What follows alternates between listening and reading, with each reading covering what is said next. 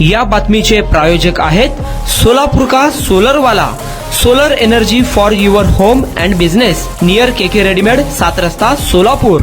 Social इंजिनिअरिंगच्या नावावरती किंवा सोशल इंजिनिअरिंगच्या आड राहून संघ परिवारानं समाजामध्ये जे विष पेरण्याचं काम सुरू केलेलं आहे, त्याची परिणिती मॉब लिंचिंग पासून ते बीड असेल किंवा परभणी असेल या ठिकाणी झालेल्या हत्येच्या स्वरूपामध्ये समोर येत आहे।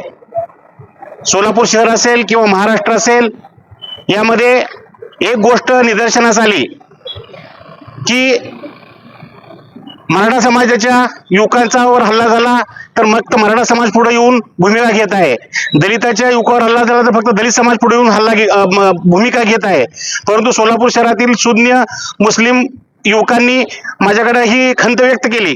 त्यानंतर आम्ही आज या ठिकाणी सर्व बहुजन समाजातील मराठा समाज असेल, बौद्ध समाज असेल किंवा मुस्लिम समाज असेल, या सर्व समाजातील युवकांनी एकत्र येऊन आज जिल्हाधिकाऱ्यांना युनोकडे एक निवेदन पाठवण्याची विनंती केलेली आहे।